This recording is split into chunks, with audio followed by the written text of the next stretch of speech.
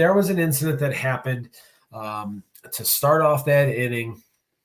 Tim Anderson leads off, hits a ground ball to Torkelson at first base, and Tim didn't run out of the box. And Torkelson bobbled it multiple times to the point where had Tim actually been fucking running, he probably beats the thing out. And why that became important was because with 2 outs in the inning, Robert singles, Eloy singles, Vaughn draws a walk to load the bases, and then Yaz gets the base hit to tie the game. But that would have been a second run right there that was taken off the board because of Tim's piss poor lack of fucking effort out there. And when it happened, I had a perfect view of it, and I'm watching this thing unfold in front of me, and he's just standing there. And I literally said out to the car, "Are you going to fucking run?" He literally just stood there and watched this thing unfold. Had he busted his ass down the line, he would have been standing on first base. The question that I have is this: if Luis Robert can be benched for doing that in the first inning of a game, why the fuck can't Tim Anderson get his ass pulled out for that? It's a great question.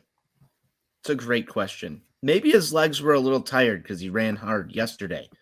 Is anybody even going to ask Tim Anderson why he didn't run that out? I didn't see anything, post game in terms of that question being asked here, Stephen. Maybe it has, maybe it hasn't, but I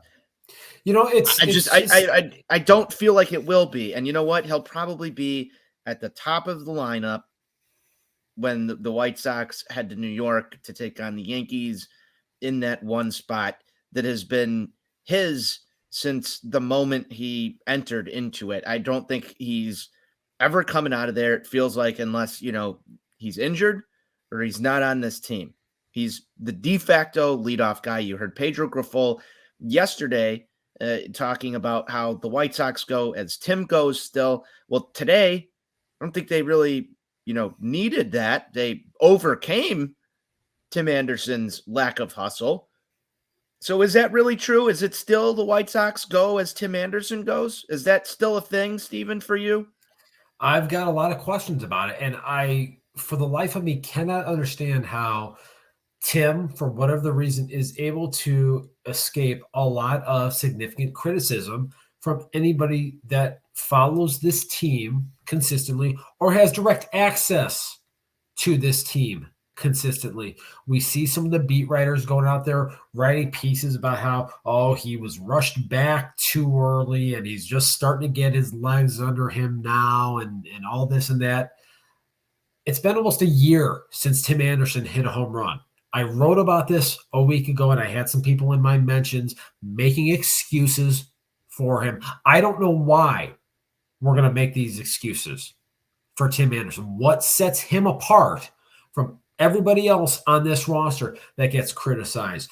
People have finally started to openly criticize Andrew Vaughn and his lack of power production at the first base position, myself included. Yoan Moncada has been a guy that has not really ever escaped criticism from a sizable portion of this fan base. Luis Robert. Luis Robert, in the midst of another one of his 2-week stretches where he just looks completely lost the place. I joked about this yesterday on Twitter that they should set up the fucking eye pitch machine and literally have him go and just look at 1,000 breaking balls so he can get a sense of what that spin is, what it looks like, what the movement looks like. But instead, we're just going to. Did you hear his comments on the eye pitch machine?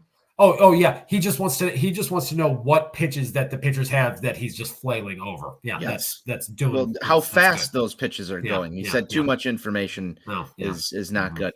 So I mean, that's interesting. When Luis Robert is hot, he's hot, and we love to see that.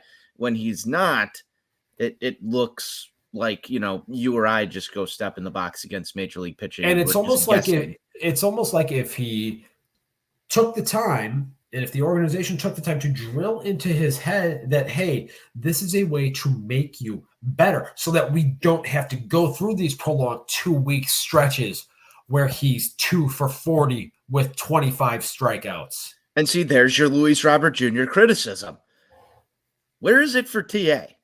Where is it? I don't know if I'd love to know why. Because he won a batting title in 2019 and hit yeah, a I mean home this was run, a couple of and years he ago. right, and he hit a home run in the Iowa cornfield that we were at. So because of those things, he's immune to criticism. Get the fuck out of here.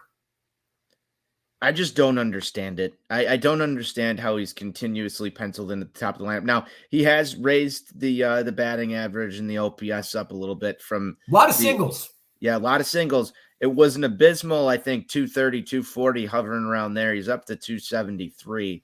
It had 2 hits today. Could have had 3, or at least reached on an error. Put his team in a better position to win a baseball game. But I look at this one and I say the White Sox won today in spite of that effort. He did draw a walk. Tim Anderson walk alert. right. I Now think that was overall very put critical. he put himself in some good positions today with a couple of hits. He took a very critical walk in this game, so I will give him credit. We'll give credit where credit's due. But overall, the echoing sentiment here from I think both you and I is that the lack of effort, the lack of enthusiasm that we've seen, just reading body language in the dugout, reading some of the Sockside Mike. Remember the he hates this place comments that came out. Shout out to our guy Matt Crawford, who stirred up all sorts of things on the internets with that video that he posted just a couple of weeks ago when he was standing at first base with Jose Abreu. There's a lot of stuff to unpack here, Steve. I don't understand really what's going on with him. Maybe he was rushed back too early. Maybe he is still feeling the effects of the knee injury. Maybe he's still feeling effects of the wrist injury from last season that shut him down. Who the fuck knows? But whatever it is, this is not the same Tim Anderson that won a batting title by any stretch of the imagination. And no one should be continuously treating him as such until he plays at a level that he is capable of playing to.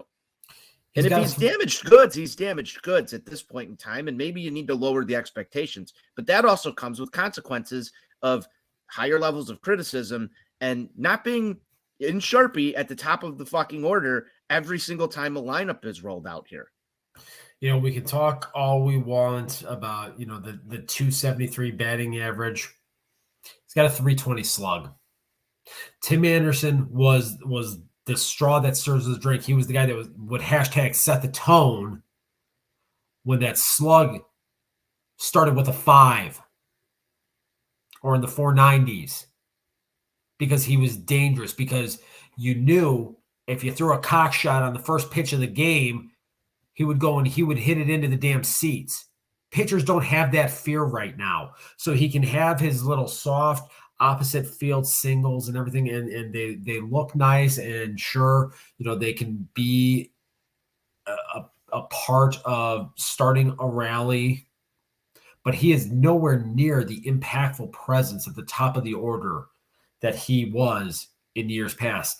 And for all the talk that everybody wants to have about this team still being in it, nothing is going to get resolved. Nothing is going to change. Their ability to make a run at this thing is not going to change if Tim Anderson is not going to be impactful at the top of this lineup.